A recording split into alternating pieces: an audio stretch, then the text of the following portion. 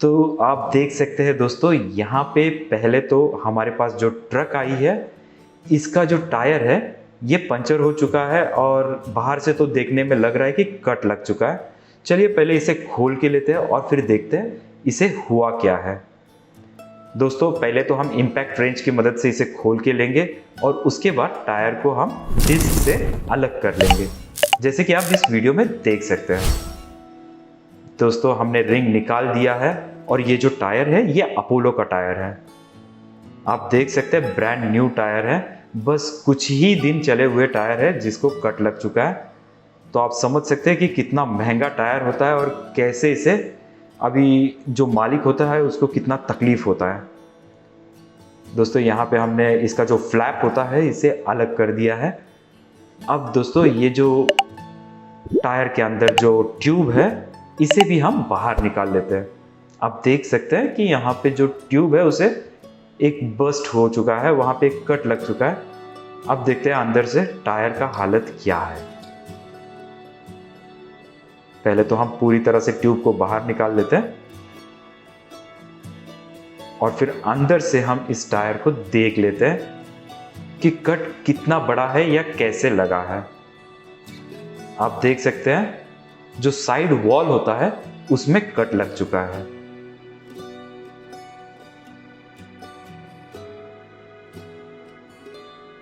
चलिए दोस्तों अब इसे हम अंदर ले जाके इसका जो प्रोसीजर होता है वो देखते हैं कैसे होता है। सबसे पहले तो हमें इसका जो अंदर का हिस्सा है उसे मार्किंग करके लेना है गेटर के हिसाब से और फिर उसे बफ करके लेना है अच्छी तरह से, जैसे कि आप इस वीडियो में देख सकते हैं कि हमने कितनी अच्छी तरह से इसे बफ करके लिया है। और फिर बाहर से जो रबर उखड़ा हुआ है उसे पूरी तरह से हम निकाल देंगे। दोस्तों जो कट है बाहर से उसे हम ब्रश की मदद से अच्छे से बफ करके लेंगे, क्लीन करके लेंगे, जैसे कि आप अब इस वीडियो में देख पा रहे हैं। दोस्तों जो बफिंग है वो बहुत ही अच्छी तरह से होना चाहिए। आप देख सकते हैं कितनी अच्छे से हमने बफ कर दिया है। अब बाहर से सबसे पहले तो हम इसे सॉल्यूशन लगा लेंगे, ब्लैक सॉल्यूशन। दोस्तों ये किसी भी कंपनी का आप यूज कर सकते हैं, बस क्वालिटी अच्छा होना चाहिए ताकि आपको आगे जाके कोई प्रॉब्लम ना हो। और फिर इसे सूखने के लिए एक अच्छा खासा वक्त देना जरूरी है। जो भी आपका कंपनी रेकमेंड करता है उतना वक्त दे दीजिए ताकि वो सूख जाए अच्छे से।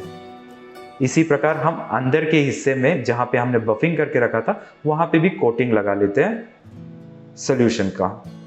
दोस्तों ये सबसे इंटरेस्टिंग बात है, यहाँ पे जो हमने गेटर लिया हुआ है ये गेटर रेडियल है, तो रेडियल गेटर का इस्तेमाल कीजिए रेडियल टायर के लिए। बहुत सारे लोगों ने हमें कहा था कि रेडियल टायर को कैसे रिपेयर करते हैं और वो भी रेडियल गेटर के साथ, वो दिखा दीजिए। तो उनके लिए ये वीडियो हमने बनाया है। आप देख सकते हैं यहाँ पे जो गेटर है ये हमने रेडियल का यूज किया हुआ है। दोस्तों यहाँ पे जो रेडियल गेटर है वो सूख चुका है अच्छी तरह से। अब हम बॉन्डिंग गम का इस्तेमाल कर रहे हैं उसे अच्छे से कवर करने के लिए। दोस्तों ये जो बॉन्डिंग गम होता है ये टायर और गेटर को अच्छे से पकड़ने के लिए मदद करता है।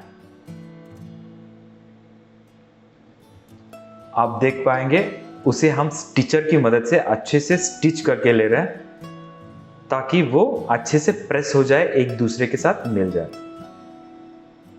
और जो बाकी बचा हुआ हिस्सा है उसे भी हम बॉन्डिंग गम से कवर कर लेंगे।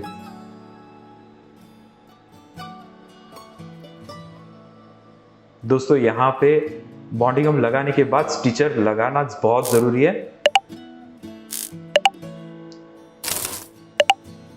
अब जो एक्सेस हिस्सा है उसे हम अच्छे से कवर करके लेंगे बॉन्डिंग गम से।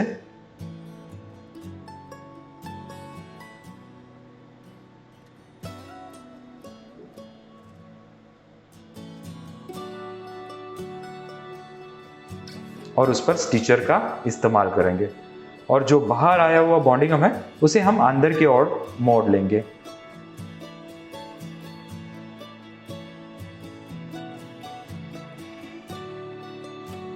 दोस्तों अच्छी तरह से बॉन्डिंग गम को अंदर की ओर मोड़ के उसे स्टिचर से स्टिच करके लेना है।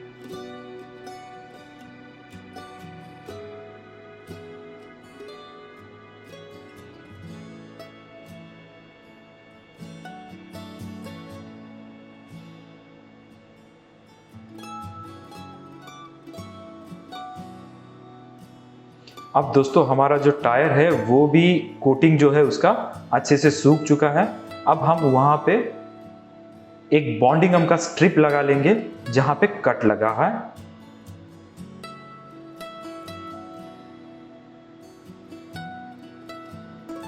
आशा करता हूं आपको ये क्लियरली दिख रहा होगा कि हमने किस प्रकार से वहां पे जो बॉन्डिंग गम है उसे लगाया है। दोस्तों बॉन्डिंग गम लगाने के बाद वापस स्टिचर लगाना बहुत ज़रूरी है ताकि उसके बीच में कोई एयर ट्रैप ना हो। और इसी प्रकार हम जो गेटर है उसका जो कवर है प्लास्टिक का जो बॉन्डिंग गम लगाया हुआ था वो भी निकाल के हम उसे वहां पे सीधे तरीके से लगा लेंगे।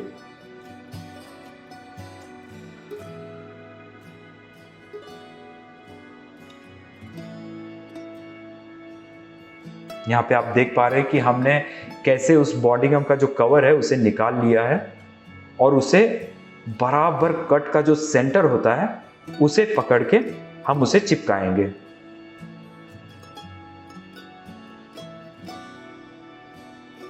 देख सकते हैं हम एक साइड से उसे चिपकाते हुए आएंगे ताकि टायर और गेटर के बीच में कोई एयर ट्रैप ना हो और अच्छी तरह से वो चिपक जाए।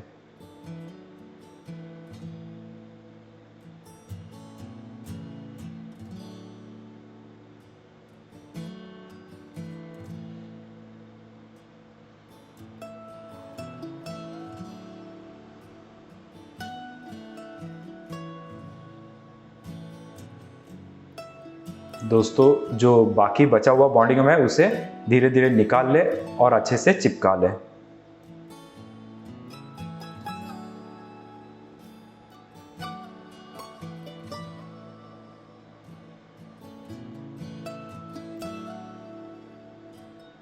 यहाँ पे आप देख सकते हैं हमने बॉन्डिंग गम का जो डबल स्ट्रिप करके एक लगाया है, यानी बॉन्डिंग गम को ही दो हिस्सों में ऐसे मोड़ के हमने एक स्ट्रिप बनाया है और उसे हम जो कॉर्नर होता है जहाँ पे हमारा गेटर खत्म होता है और टायर को लगता है वो हिस्सा वहाँ पे बराबर चिपका रहे हैं।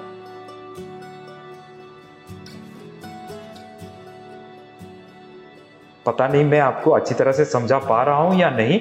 अगर आपको समझ में आ रहा है तो कमेंट में ज़रूर लिख के दीजिए कि आपको समझ में आ रहा है।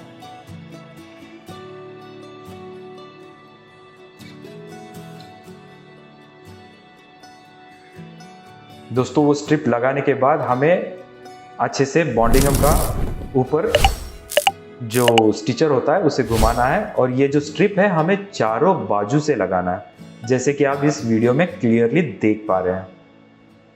अब दोस्तों जो उसका ऊपर का हिस्सा है टायर का वहाँ पे हम बॉन्डिंग गम भर लेंगे। पहले तो हमें अच्छी तरह से बॉन्डिंग गम जो है वो कट में घुसाना है, लगाना है, जितना हो सके उतनी अच्छी तरह से। दोस्तों यहाँ पे मैं स्टिचर का इस्तेमाल करके उसे भर रहा हूं। आप पेस्टिंग नाइफ को लेके भी इसे भर सकते हैं।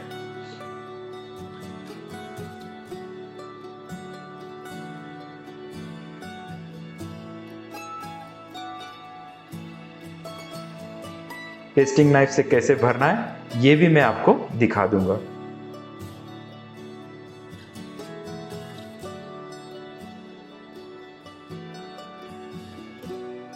आप देख पा रहे हैं कि पेस्टिंग नाइफ से हम इस तरह से इसे भर रहे हैं। दोस्तों मैं जानता हूं बहुत सारे लोगों को ये सारी बातें पता है, लेकिन ये वीडियो उन लोगों के लिए जिन्हें पता नहीं कि ये काम कैसे करते हैं।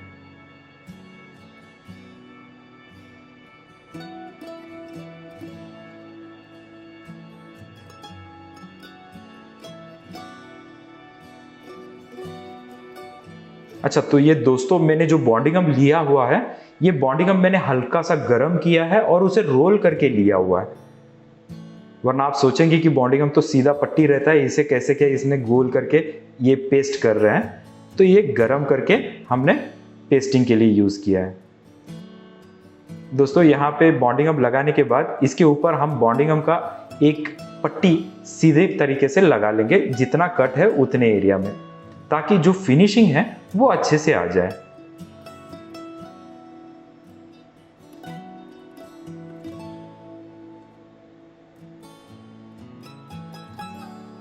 हल्का सा स्टिचर भी घुमा देंगे उसके ऊपर।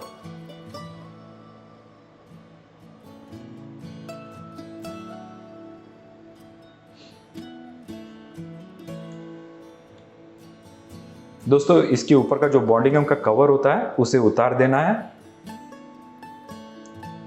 यहां पे हम पैराशूट क्लॉथ लिया हुआ है।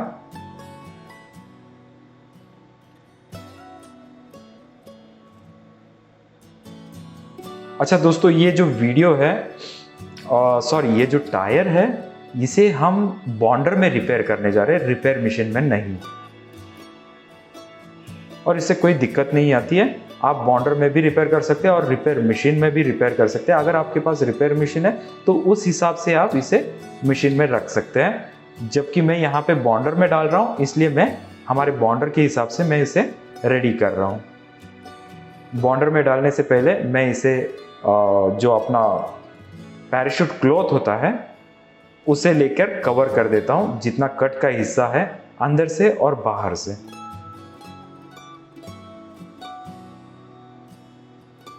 और दोस्तों ये जो बॉन्डिंग गम के ऊपर हम पैराशूट क्लॉथ लगाते हैं, इसे ज़रा अच्छी तरह से लगा लेना ज़रूरी है, वरना वहाँ पे थोड़ा सा रिंकल्स आ सकते हैं। जो हम रिपेयर कर रहे हैं उस हिस्से में वो धागे का कटिंग ऐसे दिख सकता है। इसके बाद दोस्तों हम इसके ऊपर एनवलप चढ़ा रहे हैं, जो कि बॉन्डर में डालने के लिए बहुत ज़रूरी होता है।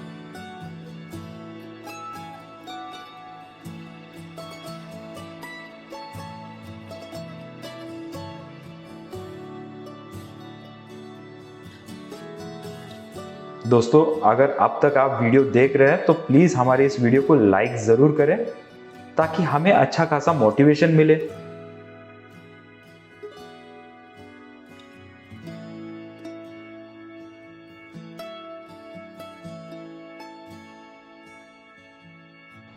दोस्तों अगर आप पहली बार हमारे इस चैनल पे आए हो तो प्लीज़ हमारे इस चैनल को सब्सक्राइब करें। आप देख सकते हैं यहाँ पे हमने गेटर भी डाल दिया है उसके अंदर, ताकि अच्छा खासा सपोर्ट मिले। दोस्तों गेटर डालने के बाद हम इसके अंदर ट्यूब को इंसर्ट कर रहे हैं, ट्यूब डाल रहे हैं।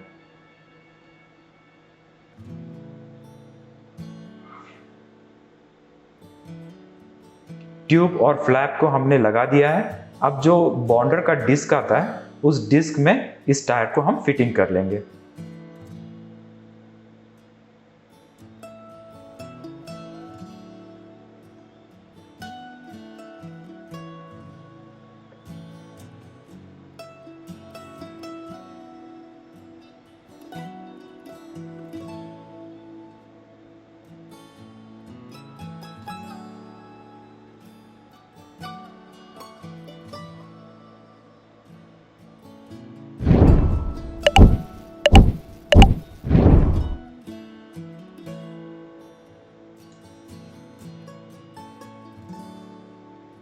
दोस्तों हमने इसे मशीन में डाल दिया था और हम उसे अभी खोल रहे हैं।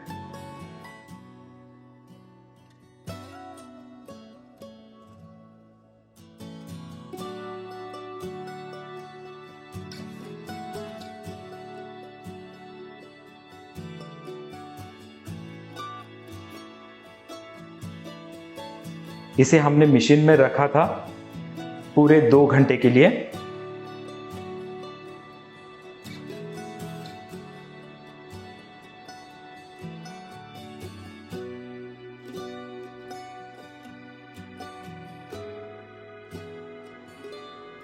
चलिए दोस्तों, जो एनवलप है हम उसे खोल लेते हैं।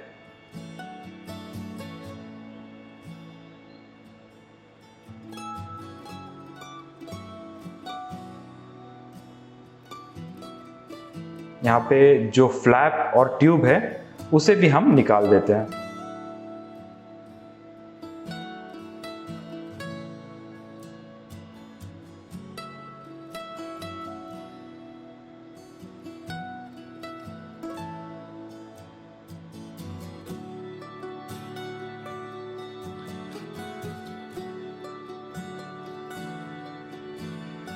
दोस्तों अब जो इसके अंदर हमने गेटर डाला हुआ था उसे निकाल के बाजू में रख देंगे और फिर हम जो ये पैराशूट क्लॉथ है इसे खोल के देख लेंगे कि कंडीशन क्या है इसका। दोस्तों आप जानते हैं कि मैंने इसे पहले खोल के चेक नहीं किया, ये आप ही के सामने मैं खोल रहा हूँ। आप देख सकते हैं इसका फिनिशिंग जो है ये कितना बढ़िया आया है। दोस्तों अब मैं इस टायर को फिटिंग करके भी दिखाऊंगा आपको, ताकि आपको यकीन हो जाए कि टायर कितना बढ़िया हो चुका है। चलिए इसका जो पैराशूट क्लॉथ है इसे पूरी तरह से निकाल देते हैं और फिर हम इसे टायर को फिटिंग के लिए ले चलते हैं।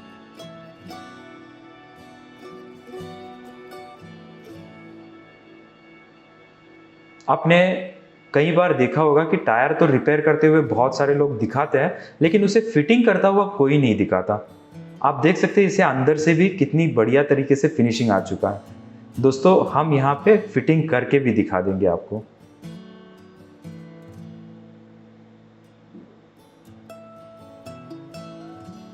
दोस्तों जब भी आप टायर फिट कर रहे हो उसके अंदर पाउडर अच्छी तरह से लगा लीजिए, ताकि जो ट्यूब है वो फ्री रह सके अंदर, वो चिपके ना अपने टायर को।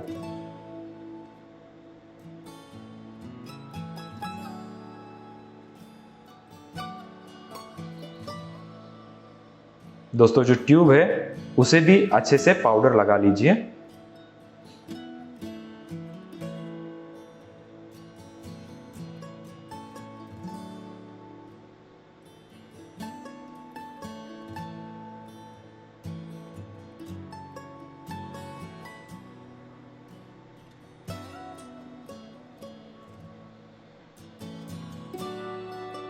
दोस्तों हमने जो ट्यूब था उसे अच्छी तरह से पाउडर लगा के अंदर इंसर्ट कर दिया है और अब जो फ्लैप होता है उसे भी हम फिट कर लेंगे।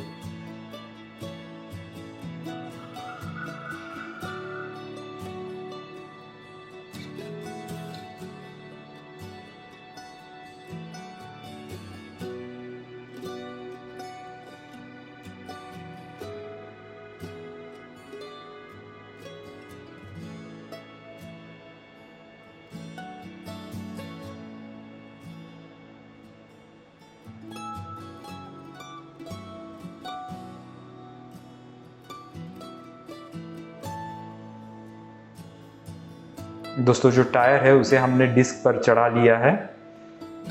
आप देख सकते हैं जो वॉल है उसे हमने अंदर डाल के अच्छे से बिठा देना है।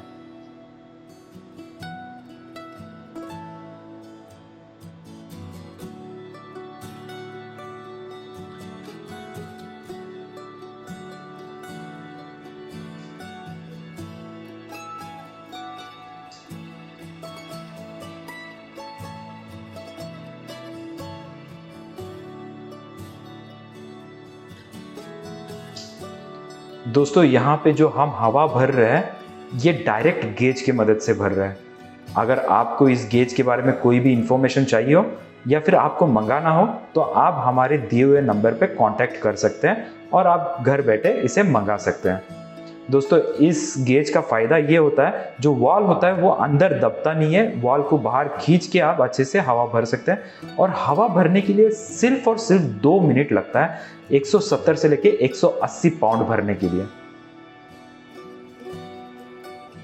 आप देख सकते हैं कितना फटाफट ये हवा भर चुका है।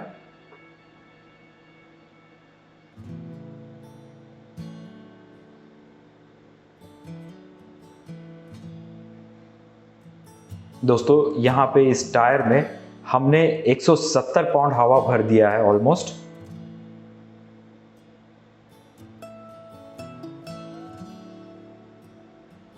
अब इसे वॉल पिन अंदर डाल देते हैं।